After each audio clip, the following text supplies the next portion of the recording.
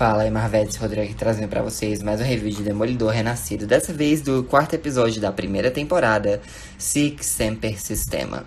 O episódio já começa no necrotério, então sim, o Hector Ayala faleceu mesmo. O Matt vai até lá, né, pra tentar descobrir pistas do que pode... de quem o assassinou, né? Mas o legista fala que não acharam projétil. O tiro foi a queima-roupa, bem na têmpora mesmo. E aí, tipo, pode até ter sido personalizado, mas eles não encontraram projétil. Então não dá pra saber onde tá a cápsula, quem foi o responsável. E aí quem invade o necrotério é justamente a sobrinha do Hector, né? A Ângela Del Toro. E ela tá muito chateada, querendo ver o tio. O Matt não deixa, né? Porque nenhuma criança tem que ser traumatizada desse jeito. Essa, inclusive, é a Ângela, debaixo do Matt, né?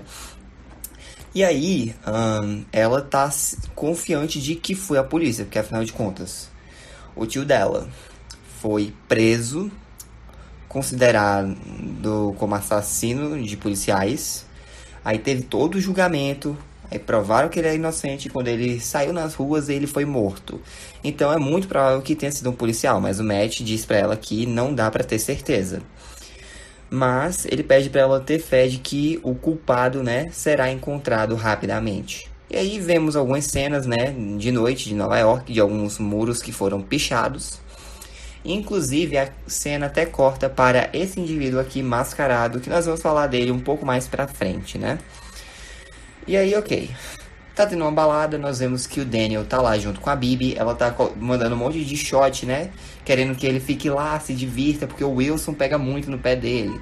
Mas, na ânsia de defender, né, o Fisk, o Daniel acaba falando demais. E ele acaba revelando, né, que o Wilson Fisk tá com planos para fazer uma nova campanha de reciclagem junto com a empresa. E aí, tipo, eles vão começar justamente pelo porto por questões lá de jurisdição dupla. E aí, depois disso, o Daniel vai pra casa e tal. Porém, perto da cena do crime lá de onde o Hector foi morto, né? Tem uma mercearia. E lá nós vemos um rapaz que foi detido pela polícia. Esse cara aqui, chamado Leroy Bradford. E ele foi preso justamente por furtar pipoca doce. Ele vê alguns policiais comendo, dizendo: vocês não pagaram pra isso. Não, calma, a evidência é aquela lá. Eu comprei essa aqui. Eles ficam zombando da cara do Leroy, né? E aí a Kirsten liga pro Matt porque ela tá atolada de caso, de trabalho pra fazer. E eles meio que estão devendo uma, né? Pra promotoria e tal. Então o Matt pega o caso do Leroy. E vamos dar uma pausa e vamos falar agora sobre o arco do Fisk nesse episódio, né? Outra sessão de terapia em casal do Wilson e da Vanessa com a Heather. E agora o tópico é o Adam e o caso que ele teve com a Vanessa. Ela se interessou por ele porque, bom, o Wilson se afastou, né? E ela notou que ele era bem habilidoso com as mãos, era um artista, ele tinha talento para reconhecer essas coisas. E aí, bom, isso a encantou. Ela nunca teve um exemplo, essas coisas, porque, vamos lá, uma fonte de trauma da Vanessa é que o pai dela, quando ela era mais nova, ficava fora por semanas. Ele bebia, jogava, e o comportamento dele machucava a mãe da Vanessa. Ela sentia como se a mãe estivesse sendo esmagada. E aí, justamente com o Wilson se afastando e a Vanessa sem ninguém, ela tinha que se sentir viva, não esmagada. Por isso que ela acabou, né, conhecendo o Adam. O Fisk fica tipo: pera, você não me contou isso. Mas aí a Heather pergunta, né, se a Vanessa encerrou o caso depois que o Fisk voltou. E ela disse que não teve essa oportunidade. O Wilson acaba revelando que ele teve uma conversa com o Adam, né, e foi uma conversa bem esclarecedora. Ele não vai dar os detalhes, mas ele jura que foi apenas uma conversa. E afinal de contas, tipo, ele fez o Adam perceber que o próprio Fisk não vê sentido na vida sem a Vanessa. Porém, aí que tá. Nem a Vanessa e nem o Wilson sabem onde o Adam está atualmente. Pois é, né? Meio estranho. Mas aí a Heather volta, né, para o primeiro tópico. Porque, tipo, eles querem manter essa relação ou querem se separar. E ela diz, né, que vai deixar um tempo para os dois refletirem sobre isso antes de continuarem com as sessões de terapia. Pois afinal de contas, o perdão é o maior ato de amor, segundo a Heather, né? Porém, antes que eles vão embora, ela pede para falar a sós com a Vanessa e questiona se ela se sente segura no casamento. A Vanessa diz que o Wilson Fisk é capaz de muitas coisas mesmo, mas machucá-la não é uma delas. Vamos dar uma pausa, vamos retornar para o arco do Matt. Ele vai até o centro de detenção encontrar com o Leroy, que faz algumas piadas, né, sobre o advogado dele ser cego. E ele fala que é inocente, ele quer liberdade condicional, só que o caso não está a favor dele, porque ele tem uma ficha criminal bem antiga e ele já foi detido outras vezes por furto, mas ele jura que ele não roubou a pipoca lá que ele pagou na semana passada, mas só pôde ir buscar ali. O Matt diz que não é assim que funciona e, tipo, da última vez ele foi detido por 30 dias, então a tendência da promotoria é aumentar. Só que o Leroy diz, não, eu quero liberdade condicional. Se vira, senão eu não quero continuar essa conversa. Eu quero minha liberdade e acabou. E aí lá vai o Matt falar com uma colega dele chamada Sofia Ozola. Ele joga o charme dele, vai papo vem, papo vai. E ele consegue reduzir de 35 para 10 dias de detenção. Não é o que o Leroy queria, mas já é alguma coisa. E na saída ele acaba trombando, né, com o Powell. Ele até questiona o policial sobre o que aconteceu com o Hector, se ele teve envolvimento com isso, mas o Powell não. Ele diz que não teve nada a ver com a morte do Hector. E o Matt, né, escuta as batidas do coração e percebe que o policial tá falando a verdade. O policial até diz, o povo ficaria muito interessado em saber sobre um advogado agredir um policial e tal. E aí o Matt fica tipo, se você realmente for querer repetir a dose, traga mais gente do que da última vez. E aí o Paulo diz, passar bem, a gente se vê por aí. Vamos voltar pro Fisk. Ele tá no porto junto com a Sheila, o Daniel e o Buck, o Cashman, né? E basicamente ele quer resolver esse plano de negócios para o projeto de reciclagem dele. Porém, tem toda uma burocracia da cidade. Ele pede pra Sheila fazer tal coisa, mas precisa da permissão de tal canto. Ele pede pra conseguir a permissão, mas precisa de outra coisa. E outra coisa incluir alguma pessoa jurídica. Ele, qual é o primeiro passo? Faça e pronto. Porém, uma outra coisa que não tá ajudando é que a violência na região não tá pouca. E o povo pode se sentir assustado por causa disso. O Fisk só diz que ele é o prefeito que faz as coisas acontecerem, que é pra Sheila fazer o que ele mandou. Só que aí o Buck diz, olha, ela tem razão. Essas 5 famílias estão causando muitos problemas e não vão parar até que um deles se imponha, né? Ou que todos morram. O Fisk fica meio assim, né? Mas não dá mais respostas. De volta ao arco do Matt, nós vemos que ele retornou para o centro de detenção para falar com o Leroy. E ele diz que conseguiu 10 dias, mas o Leroy, ele tá fissurado na liberdade condicional, dizendo que não, ele não quer isso.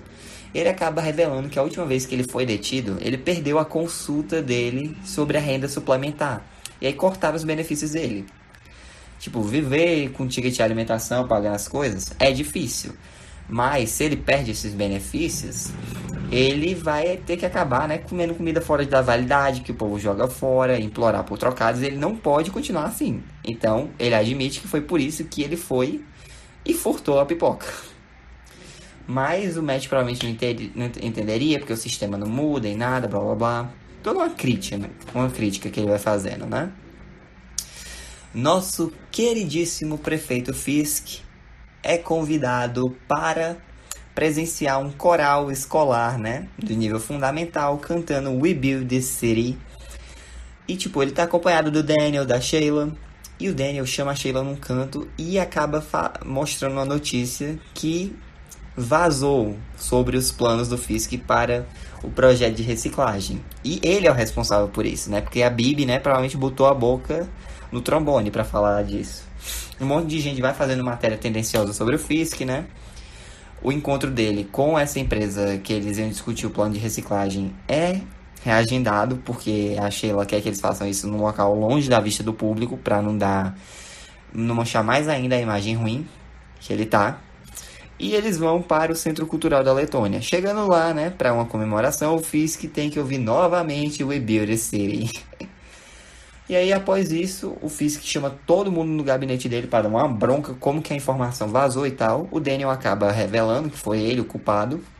O Fisk manda todo mundo sair, mas a Sheila se sente responsável, ela fica também junto com o Daniel. E antes que o Fisk possa continuar a bronca, o Daniel, ele vai dando todo um discurso sobre como ele errou e tal, como não tem como consertar esse erro, mas que ele sempre foi, sempre será leal ao Fisk, ele acredita nisso, ele sabe que o Fisk vai trazer a mudança para a cidade, e que mesmo não sendo digno de trabalhar com o Fisk, ele sempre terá o voto dele. E após ver isso, o Fisk fica impressionado, e ele fala, né, que coragem e lealdade são características raras nas pessoas. Ele respeita isso. O Daniel vai continuar trabalhando para ele, mas se o Daniel pisar na bola outra vez, será a última coisa que ele fará. E aí a Sheila fica olhando isso meio assustada, né? Mas até então tudo tranquilo. O Matt, ele resolve ir na cena do crime lá do Hector Ayala, né? Onde ele foi assassinado. Ele derruba um frasquinho no chão para escutar a direção, né, de para onde um projétil poderia ter rolado. Acaba encontrando um bueiro, né, e lá tem uma bala. Só que ela tá gravada com um símbolo de caveira do justiceiro. O Matt vai até um prédio, mais ou menos no subsolo, e encontra, né, o esconderijo dele, de Frank Castle. Ele retornou, minha gente. Infelizmente não é o Reginaldo, o primo que tá dublando o personagem, porque ele escolheu o Deadpool como personagem fixo dele na Marvel agora. Mas fazer o que, né? A gente vai ter que se acostumar com a voz nova. E aí, tipo, eles ficam num papo aqui e tal. E o Frank saca que o Matt, ele não veio pedir ajuda. É como se ele estivesse pedindo permissão pra atacar alguém. E ele fica provocando o Matt, né? E, basicamente, eles estão falando do Poindexter. Porque, tipo, o Matt, ele não conseguiu salvar o Fogg. E aí o Frank fica, e aí esse cara, né, que você deixou escapar, ele tá aí, respirando, o mesmo ar que tu, saindo pelas ruas livres. E o Matt, ele fica... Nossa, é um diálogo bem pesado entre os dois. Ele fala, né, que o mercenário pegou Perpétua, mas o Frank disse que o Fogg continua morto, porque a morte também é perpétua. E eles até, né, tipo... Tem um momento, porque o Frank, ele diz que toda vez que ele para, ele escuta a voz do filho dele dizendo: vai, pai, acaba com eles e tal. Faz isso, pega esses desgraçados. Mas, tipo, ele fica, você tá ouvindo o Fogg, né, falar isso. E o Matt diz que não. Os dois podem trabalhar a vida inteira e nunca vão chegar à altura da decência que o Fogg tinha. Então, realmente, não dá pra isso. O Frank, ele diz que não teve envolvimento nenhum com... Essas balas devem ser alguns fanboys, sei lá, alguns imitadores dele na polícia, mas ele não teve nada a ver com aquele projétil de bala. O Matt e o Frank seguem caminhos separados. O Wilson tá jantando com a Vanessa, que pergunta, né, se ela deve se sentir segura com ele. Porque ele presumiu, né, o que é que a Heather tinha conversado com ela. E o Wilson fala que o pai dele ensinou muitas coisas, mas o perdão não foi uma delas. E ele tá tentando fazer as coisas voltarem a como eram, né? Mas a Vanessa responde que as pessoas mudam, ela não é mais a mulher que o Wilson conheceu. E ele diz que ela virou alguém mais extraordinária ainda. O Matt chega em casa depois de um dia duro no trabalho, desabafa com ela porque um cliente dele foi inocentado, mas morreu. E o outro foi preso por furtar pipoca doce. Ela comenta que no escritório lá, né, no consultório, foi a mesmice, ajudando pessoas com problemas, meio tristes, e um casal meio incomum, mas ela não pode contar nada pro Matt. Ou melhor, ela até pode contar, mas teria que matá-la, por causa da cláusula lá de confidencialidade entre médico e paciente. E aí, beleza, eles vão dormir, né? Só que o Matt tá com insônia, então ele levanta, vai até uma parte lá no telhado do prédio dele e abre uma passagem que leva a um esconderijo. E lá nós vemos vários capacetes e trajes do Demolidor, né? Provavelmente feitas por aquele mesmo cara lá de Mulher Hulk. E aí o Matt pega o antigo bastão dele e começa a treinar, né? E em paralelo a isso nós vemos que o Wilson Fisk tem um galpão subterrâneo em algum lugar. E é lá que ele colocou, né, o famoso quadro do Coelho na Nevasca, que tá, inclusive, manchado de sangue por causa da terceira temporada de Demolidor. E nós vemos que Wilson foi jantar de novo, mas ele está mantendo alguém como prisioneiro. O Adam. Pois é, ele mentiu pra Vanessa, né? Mas não é aí que o episódio acaba. Nós vamos como se fosse pra uma galeria de esgoto e nós vemos esse carinha aqui carregando uma pessoa, colocando ela numa maca e injetando um negócio pra drenar sangue dela. A pessoa grita desesperada, né? Mas o cara não tá nem aí. Conheçam Moose, ou então Muse, né? Ele é um dos antagonistas da temporada. Não sei se vai ser o antagonista principal, mas pra quem não manja, nos quadrinhos o personagem é um serial killer. E basicamente o que ele faz? Ele picha, né? Faz pinturas, artes pela cidade, apoiando os vigilantes. Pois o Wilson Fisk tem esse lance, né? A campanha anti-vigilante dele. O Mills não, ele apoia os vigilantes. Porém, ele ainda é um louco. Ou seja, ele pega pessoas, mata as pessoas e usa o sangue e os órgãos dela como tinta. Pois é, claro, ele também usa tinta normal, mas isso é o bizarro dos personagens. Isso pode trazer umas sequências bem brutais pra série, não vou mentir. Mas vamos falar algumas curiosidades, né? Esse episódio foi dirigido pelo Jeffrey Nachmanoff, pelo Aaron Moorhead e pelo Justin Benson, como vocês já sabem, dirigiram cenas adicionais. O roteiro do episódio ficou a cargo do David Feige, do Jesse Wiggleton e do Darius Cardapane, escrevendo cenas adicionais. A cena do We Build a City, da Starship, né? Que estava lá no coral das crianças, na verdade teve seu áudio regravado, por ser considerado bom demais. Então os produtores queriam que soasse desafinado, então regravaram o áudio da cena na pós-produção. O título desse episódio, né, Sic Semper Systema, significa assim sempre ao sistema em latim. E é um trocadilho com a frase que também está em latim, né, Sic Semper Tyrannis, assim sempre aos tiranos. Maior parte desse episódio mantém as filmagens originais da série, né, que nem os anteriores. Porém, ao contrário dos episódios 2 e 3, esse episódio contém cenas que foram costuradas de outros episódios de antes da reformulação da série, né? É a primeira vez em que vemos o Poindexter sendo chamado de mercenário em tela. Inclusive, ele não fazia parte da versão original da série, como eu comentei lá na review do primeiro episódio. Ou seja, o Fogg, ele seria morto por outro personagem. E essa fala do Frank, né, foi adicionada após a reformulação criativa da série. Outra fala que foi adicionada após as reformulações foi quando ele cita, né, os policiais de Nova York como um bando de paga-pau imitando-o. O encontro do Matt e do Frank foi filmado originalmente para o episódio 6 de Demolidor Renascido. Um episódio que foi dirigido pelo David Boyd. Porém, como eles aproveitaram, né, essas cenas, elas foram adicionadas nesse episódio durante a pós-produção. Ou seja, as cenas filmadas pelo David para o episódio 6 foram costuradas nesse episódio após a reformulação da série. Então, tecnicamente, esse episódio teria 4 diretores, ao invés de 3. A cena lá do Matt e do Frank conversando, tipo, mesmo na versão final dela, foi regravada e foi dirigida pelo Aaron Moorhead e pelo Justin Benson. As frases, obviamente, do roteiro foram escritas pelo Darius Cardapane. Porém, embora essas cenas do Frank sejam da filmagem original da série, com apenas algumas adições pós-reformulação, o Charlie Cox também teve que filmar novas cenas, sem o John Bertal, né? Por exemplo, a cena que o Matt coloca a bala na mesa, ele gravou sozinho ali. Foi edição que colocou os dois em cenas. Por falar em cena, as cenas do final do episódio com o Muse não estavam na versão original desse episódio, mas sim de um outro episódio futuro antes da reformulação da série. Eles só fizeram reaproveitar e readaptar as cenas durante a pós-produção. Como as cenas da Vanessa foram todas reformuladas por causa da troca de atriz, nós podemos supor que havia uma cena original da Vanessa nesse episódio gravada com a Sandrine Holt, não a Ayelet Zurer. Inclusive, o John Bertal, né, que interpreta o Frank Castle, não gostou da forma como o personagem foi retratado na série, nos planos originais. Tanto é que depois de filmar algumas cenas, ele pulou fora do projeto. Mas após a reformulação criativa da série, o Darius Kardapane, né, que é um dos showrunners, foi contratado, tá envolvido nos roteiros.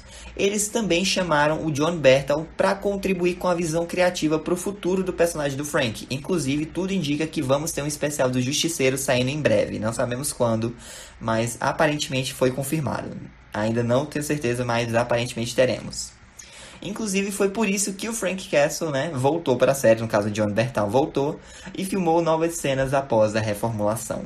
Mas é isso, gente. Essa foi a review. Espero que tenham gostado. Deixa um like, se inscreva no canal, ative o sino para não perder nenhum de novo. Fiquem com Deus no coração e Jesus te ama. Um forte abraço. Até a próxima e falou. Tchau. Oh, I'm gonna do this on my own. No point in blaming you, you did not know.